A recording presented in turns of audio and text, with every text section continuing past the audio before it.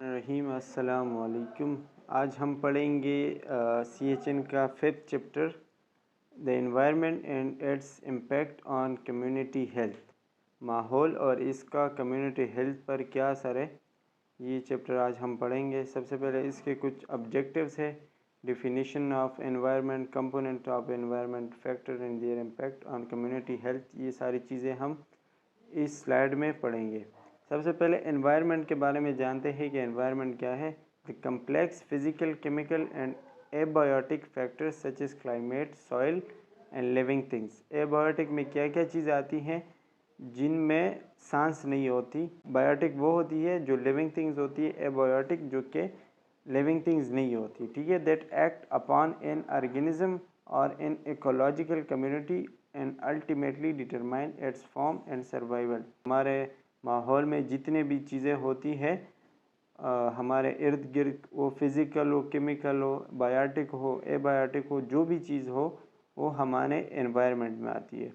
अब types of environment है, एक है प्लांट्स एंड एनिमल जिसको हम बायोटिक एनवायरनमेंट कहते हैं, एक है एबायोटिक जैसे कि मैंने आपको बताया नॉन लिविंग थिंग्स इसमें आते हैं, और एक है मैन मेड एनवायरनमेंट।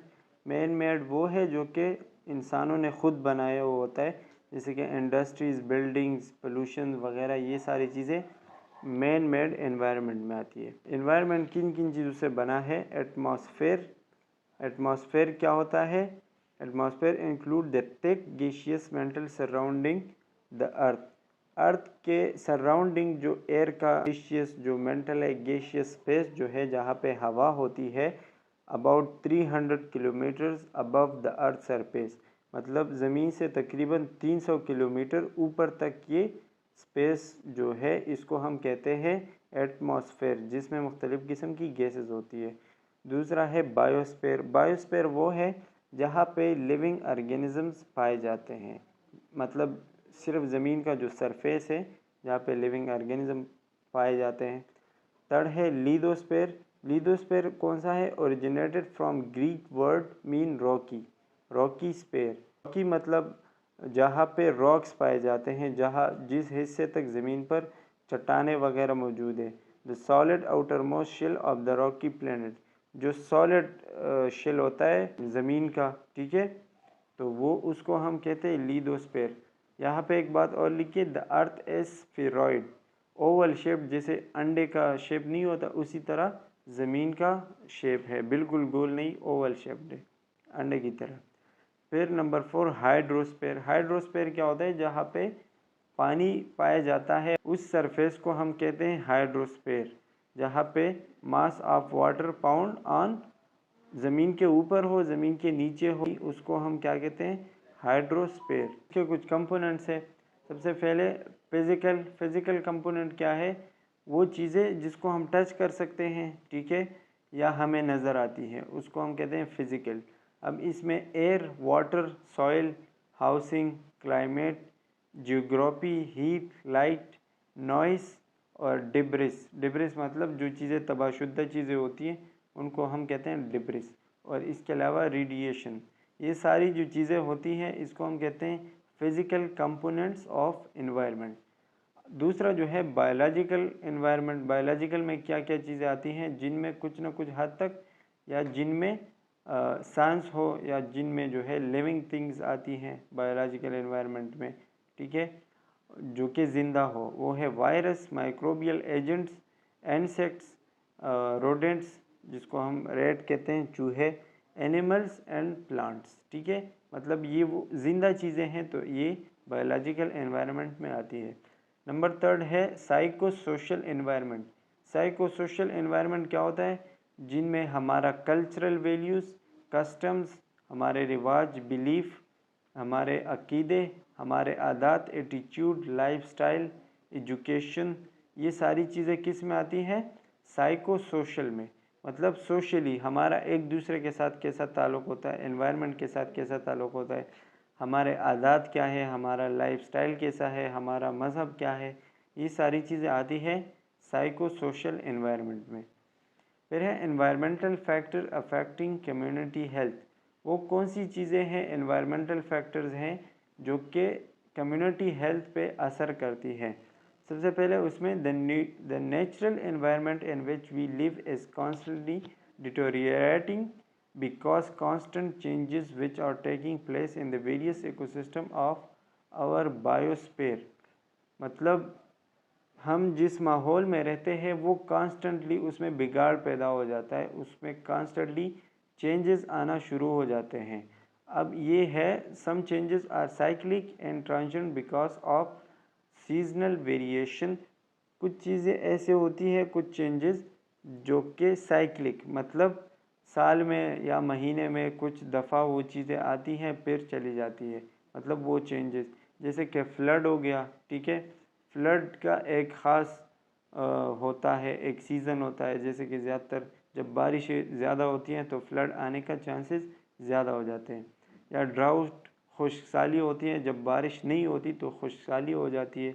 इसी तरह की जो चीज़ें होती है ये सीजनल चेंजेस होती है, ये हर टाइम नहीं होती लेकिन साल में या महीने में या कुछ वक्त में एक दो दफ़ा के लिए आ जाती है। Number 3, the changes produce by the action of human being have become more prominent making the whole environment unwholesome. Humans भी कुछ ऐसे एक्टिविटीज़ करती हैं, ऐसे काम करते हैं जिसकी वजह से एनवायरनमेंट अनहोलसम हो जाता है। अनहोलसम मतलब उसमें बिगाड़ पैदा हो जाता है। जो नेचुरल एनवायरनमेंट होता है जिसमें सब कुछ चीज़ें बराबर सही होती है वैसा नहीं रहता एनवायरनमेंट।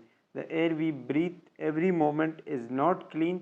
जिस हवा में हम सांस लेते हैं वो साफ़ नहीं होती और फ्रेश नहीं होती। The land on which we lived is dusty contaminated. और जहाँ पे हम रहते हैं वहाँ पे डस्ट होता है, गंदगी होती है। ये सारी चीज़ें इंसान खुद करता है, इंसान की वजह से पैदा होती है। अब इस फैक्टर में नंबर 1 है population explosion.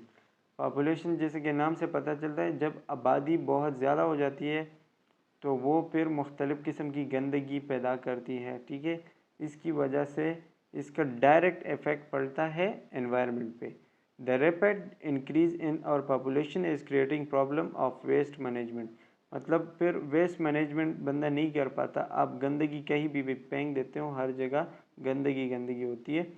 There is increasing waste generation in biodegradable. Biodegradable चीज़ें वो होती है जिसको आप ख़त्म कर सकते हैं, मतलब इस्तेमाल किया फिर आप दोबारा उसको या तो यूज़ कर सकते हैं या फिर उसको मुकम्मल तौर पर ख़त्म कर सकते हो जिसका एनवायरनमेंट को कोई नुकसान ना हो। जैसे कि किचन का वेस्ट हो गया, सब्जियों के छिलके विलके हो गई वगैरह, ये जो चीज़ें होती हैं इसको हम मुकम्मल तौर पर ख़त्म कर सकते हैं।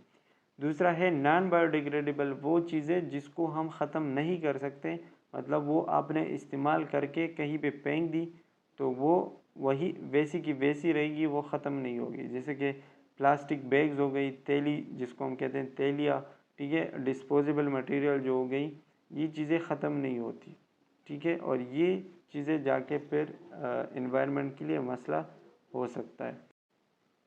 फैक्टर नंबर 2 है इंडस्ट्रियलाइजेशन। इंडस्ट्रियलाइजेशन क्या होता है? जब फैक्ट्रीज़ और इंडस्ट्रीज़ बहुत ज़्यादा हो जाती है।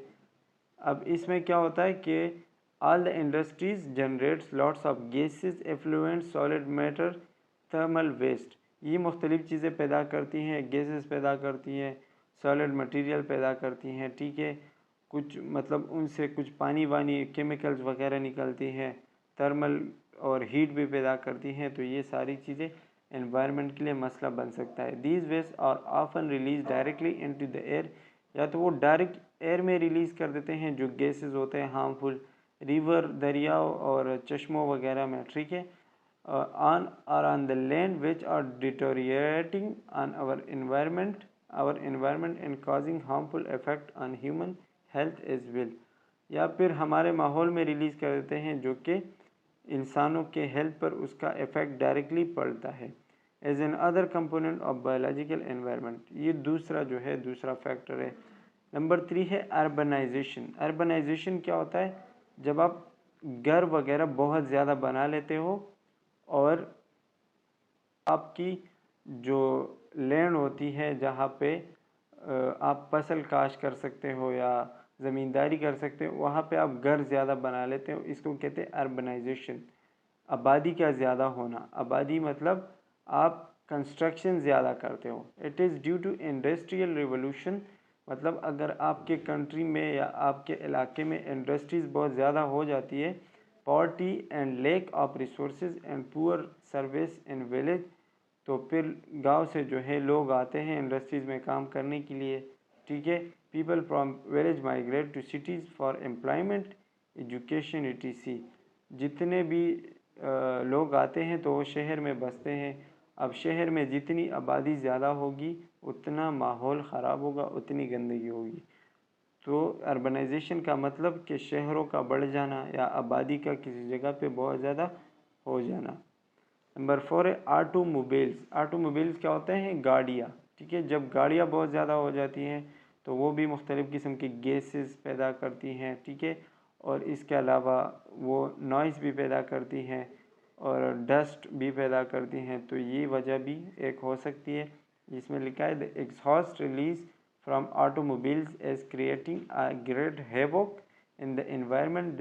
That exhaust is composed of carbon dioxide, hydrocarbon, lead, nitrogen oxide which are very harmful. ये जो मुख्तलिफ गैसेस होती हैं ये रिलीज़ करते हैं गाड़ियाँ, ठीक है, automobiles. Road vehicle also causes noise pollution, शोर भी पैदा करती हैं। That is also a threat to environment, शोर पैदा करेंगे तो वो मतलब वो भी एक ख़तरा है एनवायरनमेंट के लिए। फैक्टर नंबर 5 है modern agriculture practices.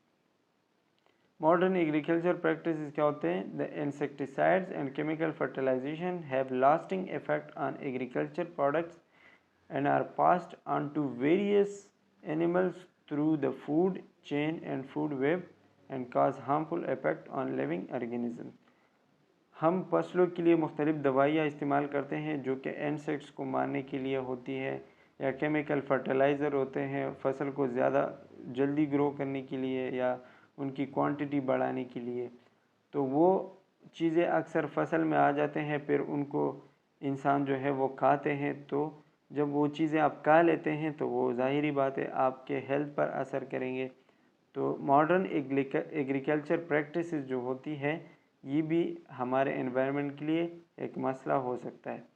Factor number 6 deforestation. Deforestation मतलब जब आप जंगलात को काटते हैं, तो ये भी आबादी के साथ इसका ताल्लुक़ है। आपकी आबादी ज़्यादा होंगी तो आप घर ज़्यादा बनाएंगे, घर ज़्यादा बनाएंगे तो आपको लकड़ी की ज़रूरत होगी, वुड की ज़रूरत होगी। तो जो आपके फॉरेस्ट होंगे उनको आप काटेंगे, तो जब आप काटेंगे डिफॉरेस्टेशन होगी।